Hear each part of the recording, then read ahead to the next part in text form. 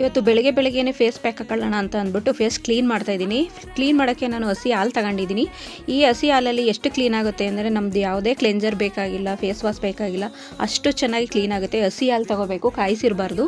ಹಸಿ ಹಾಲು ತಗೊಂಡು ಕ್ಲೀನ್ ಮಾಡಾದ್ಮೇಲೆ ಅದೇ ಹಾಲಿಗೆ ನಾನು ಮುಲ್ತಾನಿ ಮಿಟ್ಟಿನ ಸ್ವಲ್ಪ ಒಂದು 3/4 ಸ್ಪೂನಷ್ಟು ಕಲಿಸ್ಕೊಂಡು ಅದನ್ನೇ ಅಪ್ಲೈ ಮಾಡ್ತಾಯಿದ್ದೀನಿ. ಫುಲ್ಲು ನೆಕ್ಕಿಗೆ, ಫೇಸಿಗೆ ಎಲ್ಲ ಹಾಕ್ತಾಯಿದ್ದೀನಿ.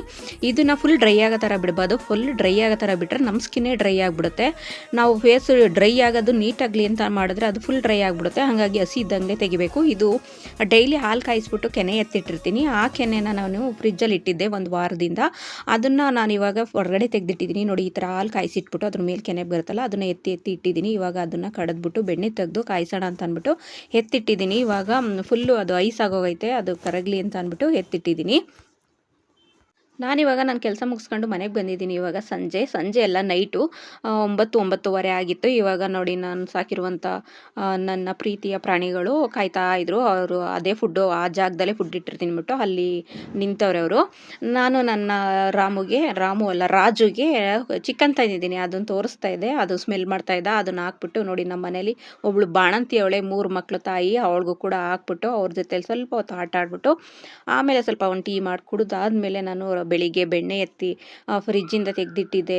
ಡೀಪ್ ಫ್ರಿಜ್ಜಿಂದ ನಾರ್ಮಲ್ ಫ್ರಿಜ್ಗೆ ಇಟ್ಟಿದ್ದೆ. ಅದು ಚೆನ್ನಾಗಿ ಕರಗಿತ್ತು. ಅದನ್ನು ಇವಾಗ ಕರಗಿಸ್ತಾ ಇದ್ದೀನಿ.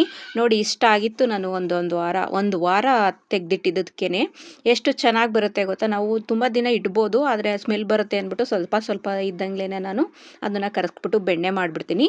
ಇದು ನೋಡಿ, ಒಂದು ವಾರದ್ದು ತೆಗೆದಿಟ್ರೆ ಈ ಥರ ಕರಗಿಸಿದ್ರೆ ನಮಗೆ ಒಂದು ವಾರ ತುಪ್ಪ ಬರುತ್ತೆ. ಆ ರೀತಿ ನಾನು ಯಾವಾಗಲೂ ಹಂಗೆ ಮಾಡ್ತೀನಿ. ಆರೆಂಜ್ ಹಾಲು ತೊಗೋಬೇಕು. ಅದಾದಮೇಲೆ ನಮ್ಮ ಮನೆಯವರು ಬರ್ತಡೇ ಪಾರ್ಟಿ ಕೊಡ್ಸೋಕ್ಕೆ ಅಂತ ಅಂದ್ಬಿಟ್ಟು ನಮ್ಮ ಏರಿಯಾದಲ್ಲಿ ಇರುವಂಥ ಒಂದು ಹೋಟೆಲಿಗೆ ಕರ್ಕೊಂಡೋದ್ರು. ಮೈಸೂರು ಡೈನಿಂಗ್ ಹಾಲ್ ಅಂತ. ತುಂಬ ಚೆನ್ನಾಗಿತ್ತು ಹೋಟೆಲು. ಅಂದರೆ ದುಡ್ಡು ಕೂಡ ಅಷ್ಟೇ ಕಾಸ್ಟ್ಲಿ ಇತ್ತು. ಹೋದ್ವಿ, ಏನೋ ಅಪರೂಪಕ್ಕೊಂದ್ಸಲ ಅಲ್ವಾ ಅಂತ ಅಂದ್ಬಿಟ್ಟು ಊಟ ಮಾಡೋದಕ್ಕೆ ಅಂತ ಅಂದ್ಬಿಟ್ಟು ಅಲ್ಲೋದ್ರೆ ನಮಗೆ ವೇಟಿಂಗ್ ಲಿಸ್ಟ್ ಹಾಕಿದ್ರು. ಯಾಕಂದರೆ ನಾವು ಹೋಗಿದ್ದು ಭಾನುವಾರ ಆಗಿತ್ತು, ತುಂಬ ರಶ್ ಇತ್ತು. ಹಾಗಾಗಿ ನಮಗೆ ವೇಟಿಂಗ್ ಲಿಸ್ಟ್ಗೆ ಒಂದು ಕಾರ್ಡ್ ಕೊಟ್ಟು ಹೊರಗಡೆ ನಿಂತಿದ್ವಿ. ಅವ್ರು ಕರೆಯೋ ತನಕ ಏನೇನು ಜಸ್ಟ್ ಒಂದು 2-3 ನಿಮಿಷದಲ್ಲಿ ಕರೆದ್ರು. ಒಳಗಡೆ ಹೋದರೆ ನಮಗೆ ಆರ್ಡ್ರ್ ಮಾಡೋದು ಹೆಂಗಿತ್ತು ಅಂದರೆ ಗೂಗಲಲ್ಲಿ ಆರ್ಡ್ರ್ ಮಾಡ್ಕೊಳ್ಳೋದು. ಅಲ್ಲೊಂದು ಸ್ಟಿಕ್ಕರ್ ಅಂಟಿಸ್ಬಿಟ್ಟು ಒಂದು ಸ್ಕ್ಯಾನರ್ ಇತ್ತು. ಆ ಸ್ಕ್ಯಾನಲ್ಲಿ ನಮಗೆ ಏನು ಬೇಕಾದದ್ದು ನಾವು ಆರ್ಡ್ರ್ ಮಾಡಬೇಕು. ಲಾಸ್ಟಲ್ಲಿ ಪೇ ಮಾಡೋದು. ತುಂಬ ಚೆನ್ನಾಗಿತ್ತು. ಒಟ್ಟಿನಲ್ಲಿ ಇಷ್ಟ ಆಯಿತು. ನೋಡಿ, ನಾನ್ ವೆಜ್ ಊಟಕ್ಕೆ ಹೋಗಿದ್ದು ನಾವು. ಭಾನುವಾರ ಆಗಿರೋದ್ರಿಂದ ತುಂಬ ಚೆನ್ನಾಗಿ ಇತ್ತು ಊಟನೂ ಕೂಡ. ನನಗಂತೂ ಕಾಸ್ಟ್ಲಿ ಆದ್ರೂ ಊಟ ಇಷ್ಟ ಆಯಿತು. ನನ್ನ ಮಗ ಲಾಸ್ಟಲ್ಲಿ ಬಂದ, ಅವನದು ಊಟ ಆಯಿತು. ನಮ್ಮ ಮನೆಯವ್ರನ್ನ ಏನೋ ಕೇಳಿದ್ದೀನಿ ಯಾವುದೋ ವಿಷಯದ ಬಗ್ಗೆ. ಈ ವಿಷಯದ ಬಗ್ಗೆ ತಿಳ್ಕೋಬೇಕು ಅಂದರೆ ನನ್ನ ವೀಡಿಯೋನ ಕಂಪ್ಲೀಟಾಗಿ ನೋಡಿ ನೀವು. ನನ್ನ